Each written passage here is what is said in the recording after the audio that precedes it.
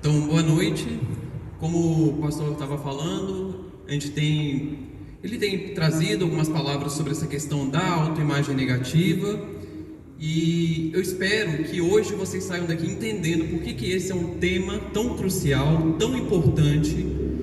E, na verdade, o pastor já deu algumas ideias, porque se essa é a arma mais poderosa que Satanás tem contra nós, então é muito importante, primeiro, nós sabemos como que essa arma funciona, qual o impacto que isso tem sobre as nossas vidas, como que isso ataca as nossas emoções, e mais importante, como que nós podemos estar nos prevenindo, como que nós podemos lidar quando somos atacados por essa arma de Satanás. Sabe, Deus tem grandes propósitos extraordinários para cada um que está aqui nessa noite. Só que o diabo, ele sabe disso. Ele sabe que Deus vai fazer uma obra maravilhosa na vida de cada um, e ele faz o possível para impedir. Só que o diabo tem uma coisa: o diabo não pode diretamente impedir os planos de Deus. O diabo só pode agir até onde Deus permite. E Deus permite que o diabo haja nos nossos pensamentos. Então o diabo sabe, se eu conseguir atacar os pensamentos daquela pessoa, colocar os pensamentos dela para começar a pensar não conforme o que Deus tem para ela, mas conforme as circunstâncias, conforme o que eu vou colocar e semear na cabeça dela, então os planos de Deus não se cumprem na vida dela. Então percebam como é que esse é um tema muito importante. Eu quero iniciar aqui, pedir para vocês abrirem em Gênesis capítulo 25.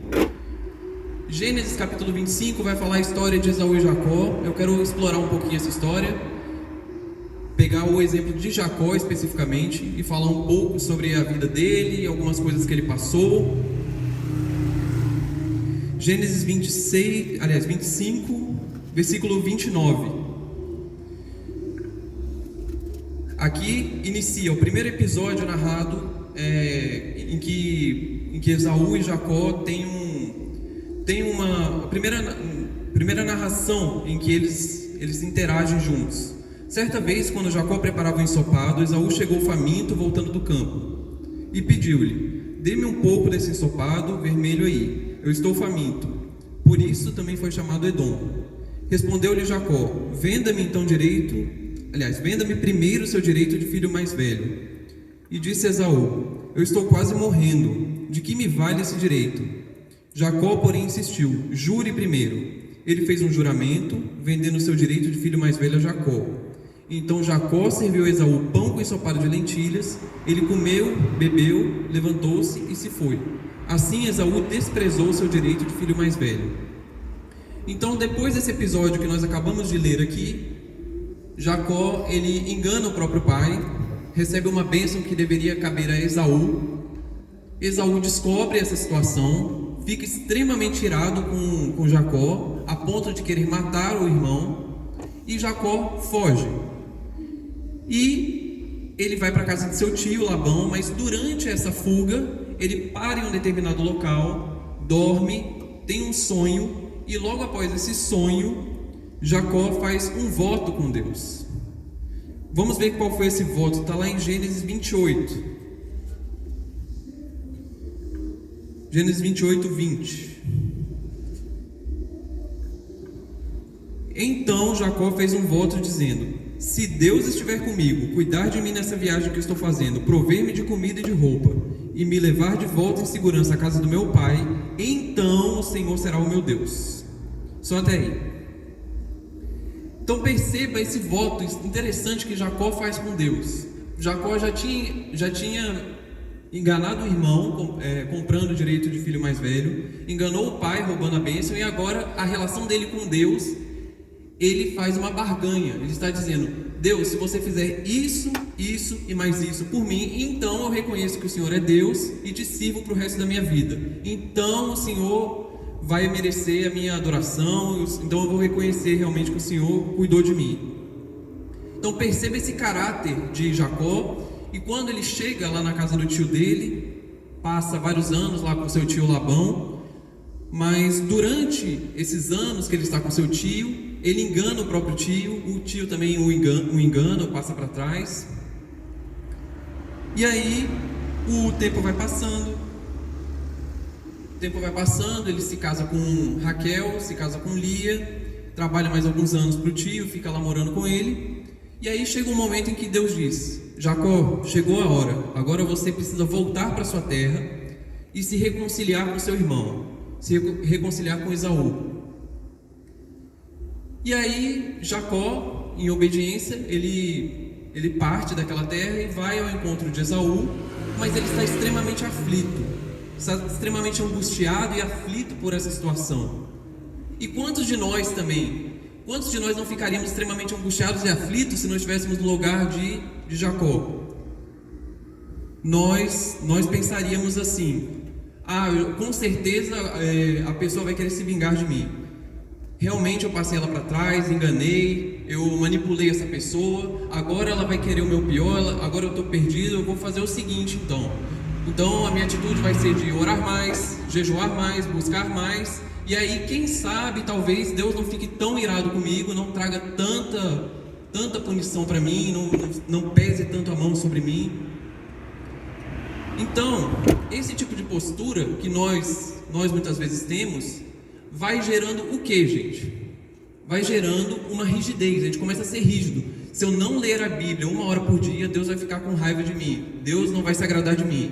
Se eu não fizer tantos minutos de oração por dia, então também eu não vou receber o favor de Deus. E aí as outras pessoas, quando vierem com alguma atitude negativa para cima de mim, então elas vão ter razão. A gente começa a criar um sentimento de culpa também.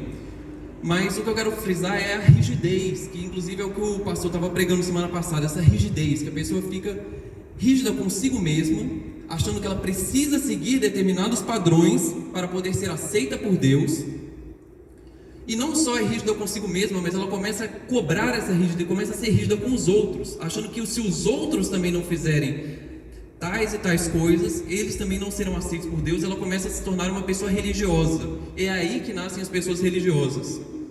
Então, essa rigidez inevitavelmente vai gerar um perfeccionismo. A pessoa começa a ficar achando que ela precisa ser perfeita e alcançar um certo patamar, um certo nível, para que Deus possa aceitar ela.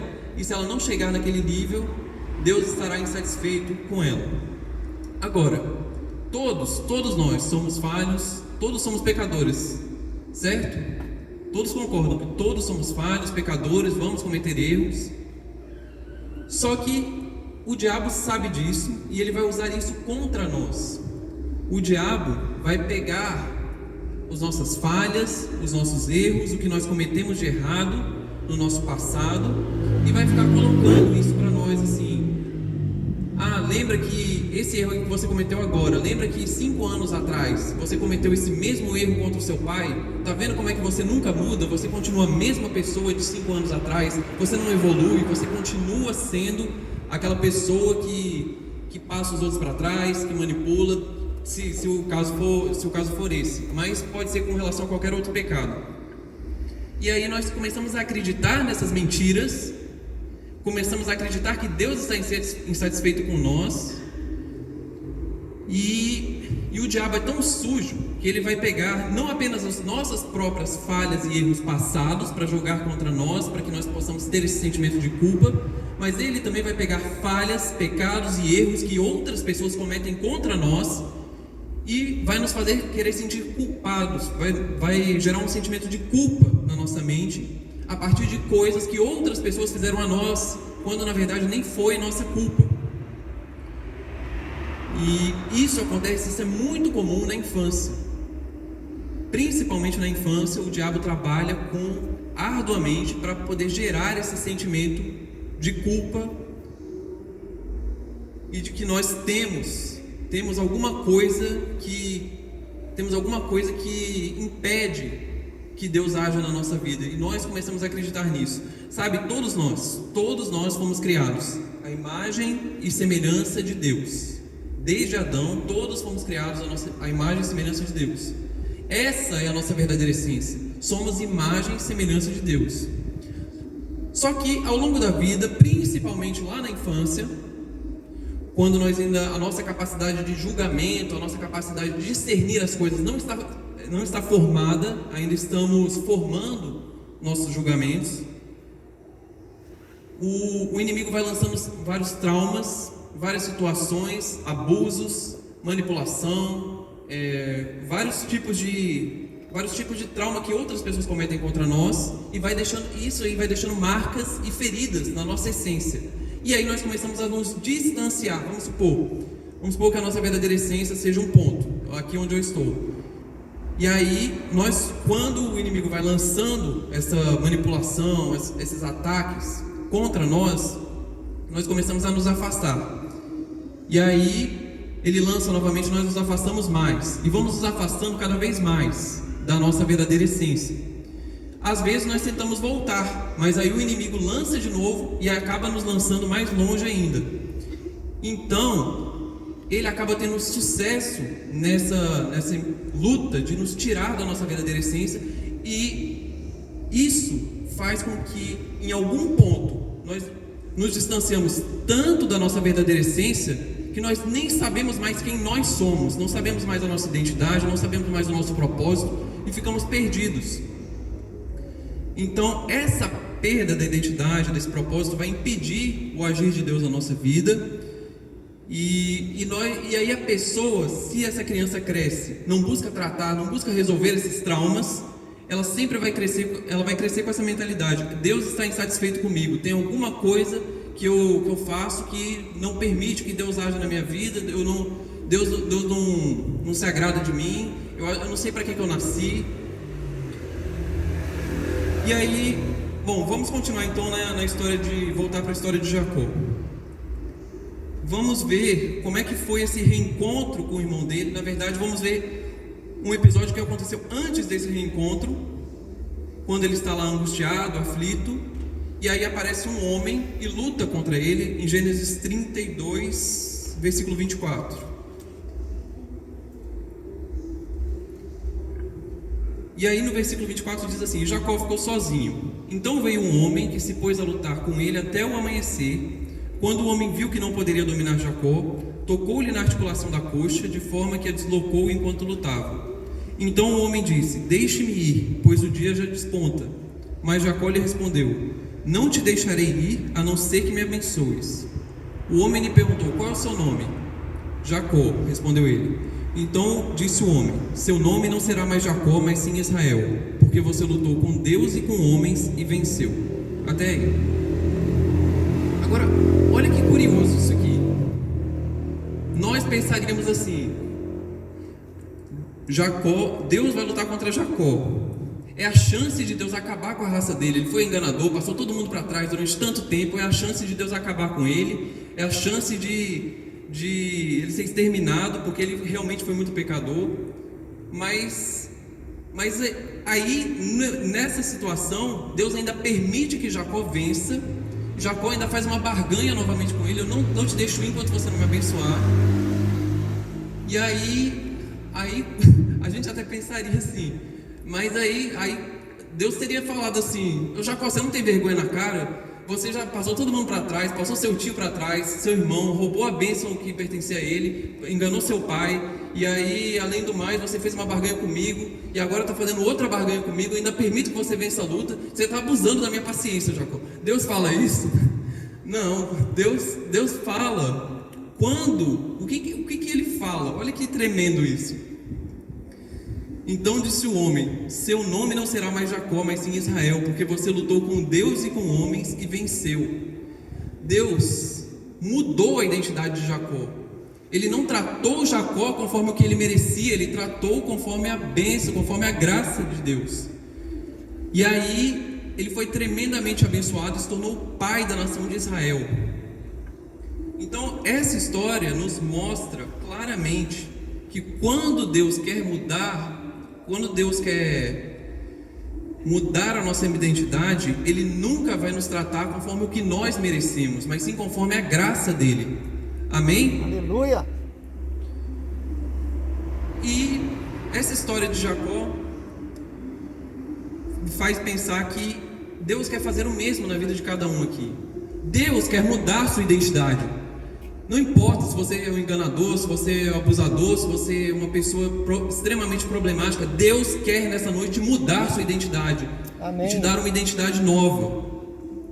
E aí você pensa: ah, mas você não sabe a minha história de vida. Eu tive pais muito terríveis, meus pais foram ausentes, abusaram, me passaram para trás. Eu sofri terríveis coisas lá, sofria bullying de todo lado. Ei, até quando você vai ficar com essa mentalidade de vítima e não vai tomar posse de tudo aquilo que Deus tem para você, para sua vida?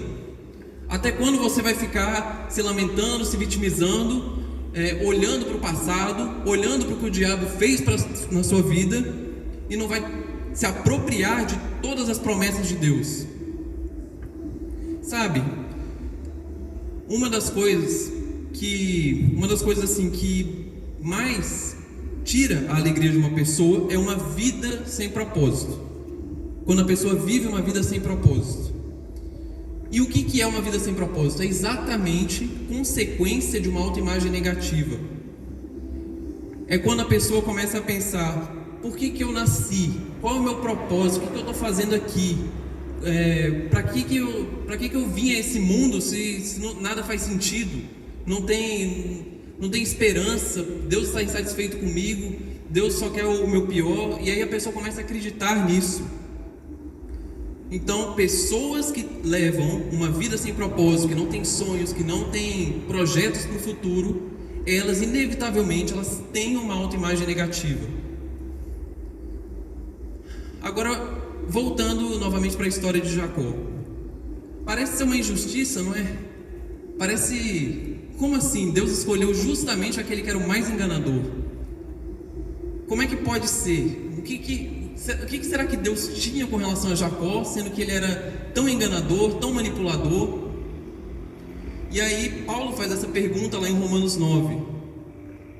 Ele tenta responder isso, mas quando a gente lê Romanos 9, a gente não chega assim a uma conclusão, e realmente não dá pra gente sondar esse mistério de Deus. Não dá pra gente saber por que ele escolheu justamente Jacó. Não dá pra termos certeza, mas a Bíblia, ela dá algumas pistas, dá algumas dicas. Então, por que Deus teria escolhido Jacó? Porque Jacó, justamente, ele era o problemático. Ele era o excluído. Ele era a pessoa que não tinha esperança, que estava numa situação de exclusão. E a Bíblia diz claramente, de Gênesis a Apocalipse, que Deus é o Deus dos excluídos. Deus é o Deus dos órfãos, das viúvas, dos pobres, dos deficientes, das pessoas mais problemáticas. O próprio Jesus diz que ele veio não para os que estão bem, não para os sãos, mas ele veio para os que estão enfermos, para os que estão doentes. Vai lá em 1 Timóteo, eu quero provar isso que eu estou falando. Vai lá em 1 Timóteo 1, versículos 8 a 10. Lá em 1 Timóteo, ele vai dar uma lista, vai falar sobre para quem que é essa lei, para quem que é esse Deus, todas essas leis, tudo isso que nós seguimos quando viemos à igreja. Quando vimos a igreja,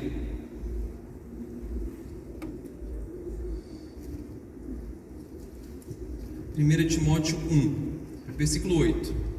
Sabemos que a lei é boa, se alguém a usa de maneira adequada. Também sabemos que ela não é feita para os justos. Opa, a lei não é feita para os justos, então para quem é essa lei? Para os transgressores e subordinados, para os ímpios pecadores, para os profanos e irreverentes, para os que matam pai e mãe, para os homicidas, para os que praticam imoralidade sexual, os homossexuais, para os sequestradores, para os mentirosos e os que juram falsamente, e para todo aquele que se opõe à sã doutrina. Agora, é curioso isso. A lei é justamente para aqueles que a sociedade exclui, que a sociedade diz: esse daí não tem jeito, esse daí é uma pessoa extremamente problemática, essa pessoa daí não vai ter um futuro. Mas Deus escolhe, Deus tem um prazer especial justamente nessas pessoas. Agora eu quero dizer para vocês consideram uma pessoa extremamente problemática, uma pessoa que acha que a sua vida não tem jeito, não tem solução, que Deus está irado com você, Deus não te ama, pois é exatamente você que Deus está procurando, é exatamente você que Deus quer predestinar para ter um grande propósito e uma vida excepcional aqui ainda nessa terra. Amém? Olha, o diabo sempre vai dizer: olha aí, você não tem jeito mesmo, você nunca muda, entra ano, sai ano, você continua a mesma pessoa, Deus não tem nenhum propósito para você não. Mas o que Deus fala? Vamos lá agora em 1 Coríntios, capítulo 1. 1 Coríntios 1, versículo 26.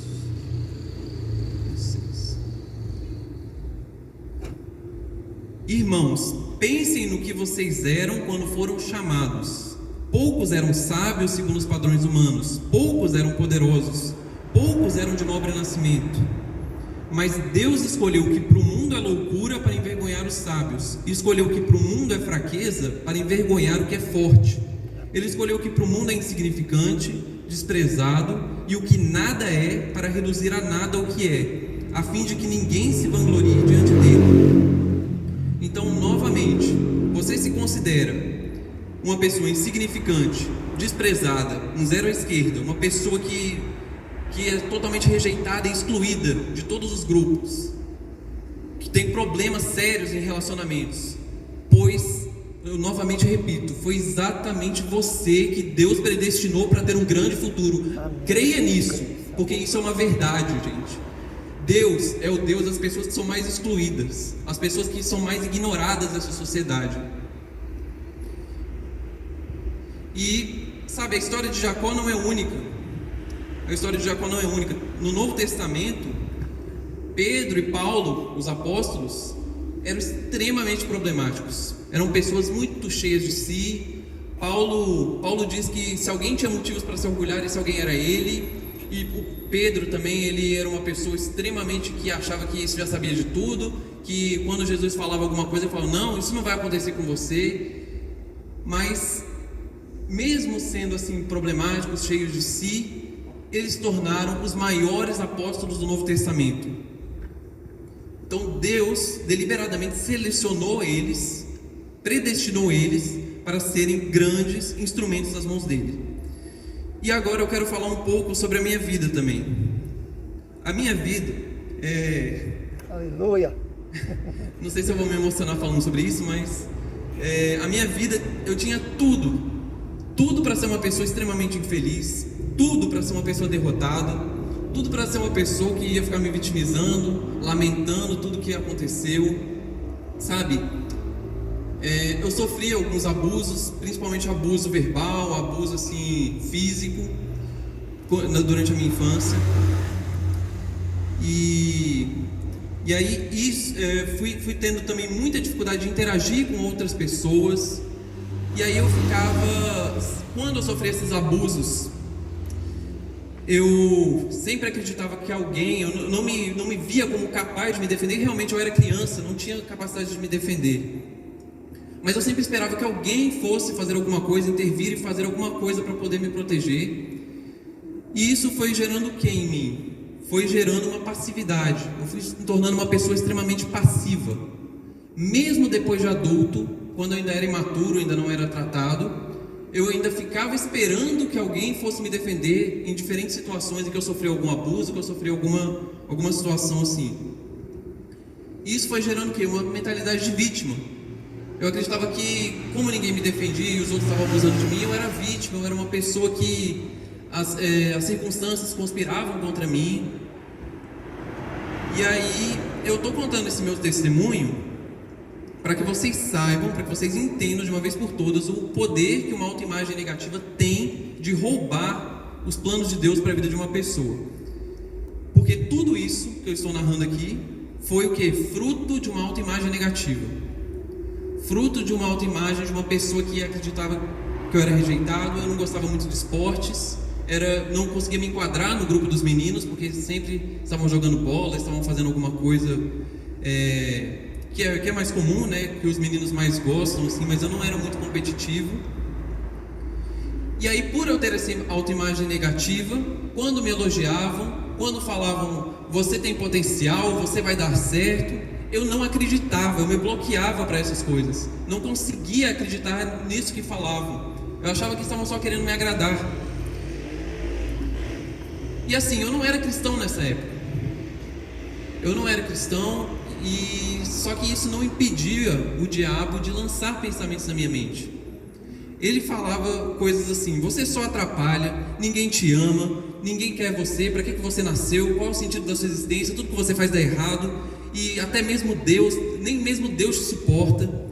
E eu ficava acreditando, eu não sabia discernir que era a voz do diabo, eu achava que eram pensamentos meus, mas na verdade eu não sabia que era o diabo implantando, lançando essas setas na minha mente. E aí o que foi acontecendo? Eu comecei a pensar, bom, se eu não estou dando certo, se as coisas não estão dando certo para mim, eu vou buscar alguma coisa que eu realmente seja bom, vou me dedicar a isso. E aí encontrei nos estudos, comecei a me dedicar bastante aos estudos, me tornei um aluno bem aplicado. Isso foi como eu consegui lidar com essa situação durante algum tempo. Só que logo veio um bullying, outros adolescentes, aí já estava na adolescência, outros adolescentes, eles faziam bullying contra mim, me chantageavam. E aí até meu rendimento na escola também foi piorando. Eu passei a me tornar um refém da aprovação do outro, precisava de receber um elogio, precisava receber uma aprovação para poder ser aceito. E aí eu fazia de tudo, fazia tudo que estava ao meu alcance para que eu pudesse atender ao que o outro estava querendo de mim, a expectativa do próximo. Só que aí eu ficava sendo manipulado, eu me permitia ser manipulado pelo outro. Eu ficava nas mãos de outra pessoa, refém dessa aprovação. E infelizmente, eu estou falando isso, como eu falei, eu não era cristão, mas infelizmente, quantos cristãos não existem que nasceram na igreja, receberam o evangelho, às vezes até sabem bastante da Bíblia, mas ainda passam por essas mesmas lutas, têm essas mesmas formas de pensar, essas mesmas fortalezas na mente. E aí chegou um ponto em que eu comecei a ficar frustrado, decepcionado, e aí tentei assim buscar alguma resposta de Deus, mas parece que quanto mais eu buscava, eu não conseguia entender. Eu não tinha muitos sonhos, não tinha propósito, não conseguia entender qual era o meu sentido aqui nessa vida. E em algum ponto eu comecei a pensar até que Deus nem existia. Afinal, eu estava tendo tantas conquistas. Eu tinha me formado no ensino médio, aí eu fiz uma graduação em biologia, tinha me formado como biólogo, já tinha viajado vários lugares do Brasil, tinha viajado até para fora do Brasil, conheci a Europa, Oceania, África.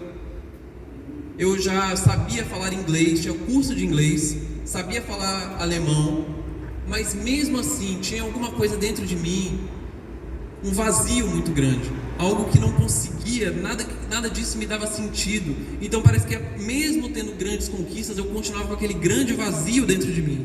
Eu não tinha perspectivas, não tinha sonhos. Os sonhos que eu tinha, até que tinha, mas era assim: eu quero voar num balão, eu quero conhecer tal país. Mas não era um sonho assim, algo para minha vida mesmo, para minha vida profissional, algo que eu queria mesmo realizar durante esses meus anos, como eu me via daqui a algum tempo. E aí não tinha identidade, não tinha propósito, e aí eu comecei a acreditar: eu fui criado para ser um profissional infeliz, vou me tornar talvez um professor de biologia, um professor nessa área, e vou ser infeliz pro resto da minha vida, vai ser o jeito. Tudo isso que eu estou falando é fruto do quê? Autoimagem negativa, pensamentos que o inimigo foi lançando e semeando na minha mente desde a minha infância, e eu fui acreditando nisso. E aí veio a minha conversão. Em algum momento eu me converti, e aí foi automático, assim que eu transformei? Não, foi todo um processo de mudança. Foi um processo, eu diria que foi demorado, mas considerando assim como Deus foi favorecendo, eu acho que foi até muito rápido. Amém, foi amém. demorado porque eu estava no meio do processo, eu queria que acabasse logo, mas hoje eu olho para trás, eu vejo como foi rápido. hoje com 30 anos e já estou assim resolvido com relação a essas questões, por isso não tenho problema de ficar falando sobre isso com vocês. Uhul, aleluia. E aí, depois da minha conversão, o diabo, como eu falei, ele continuou. Não é porque eu me tornei cristão, aliás, é o que eu tinha falado antes, não é porque a pessoa é cristã que o diabo para de atacar. Pelo contrário, quando a pessoa se torna cristã, quando a pessoa é cristã, aí que o diabo ataca com mais voracidade, para que justamente ele sabe que os cristãos são uma ameaça muito grande para o reino das trevas. Então ele ataca com muita voracidade os cristãos. E o diabo lançava pensamentos assim: André, Deus não te ama. André, você é um hipócrita. Você lê a Bíblia, vai para a igreja, mas está vendo o seu comportamento, está tudo em desacordo com aquilo que você está aprendendo. André, você só orou 5 minutos hoje? Que vergonha, Deus não está satisfeito com você. André, tem certeza que você é mesmo salvo? Eu lembro, o diabo falava exatamente assim. Ele me colocava em dúvida até minha própria salvação, e eu ficava totalmente indeciso, perdido, confuso. E aí, em um determinado momento, o Espírito Santo falou comigo: você precisa tomar uma decisão. Você vai continuar acreditando nessas mentiras do diabo e vivendo uma vida infeliz, mesmo sendo cristão e conhecendo Jesus, ou você vai acreditar no que eu digo e nas minhas promessas, amém, e vai se apropriar dessas promessas para poder ter a vida que eu quero que você tenha. Amém, Senhor. E um texto que o Espírito Santo usou muito para falar comigo está lá em Romanos 12, versículo 2, que vai falar da questão que nós precisamos renovar a nossa mente. Para nós experimentarmos a boa, agradável e perfeita vontade de Deus, nós precisamos renovar a nossa forma de pensar e pensar conforme o que Deus quer que nós pensemos, e não de acordo com o que o diabo foi programando a nossa mente lá no nosso passado para que nós pensemos. Romanos 12, 2 diz o seguinte: não se amoldem ao padrão desse mundo, mas transformem-se pela renovação da sua mente, para que sejam capazes de experimentar e comprovar a boa, agradável e perfeita vontade de Deus. Por que nós não podemos nos conformar com o padrão desse mundo? Esse mundo é do maligno. Se nós nos conformarmos com o padrão desse mundo, nós estaremos seguindo o padrão de pensamento do diabo. Então, o que nós precisamos fazer?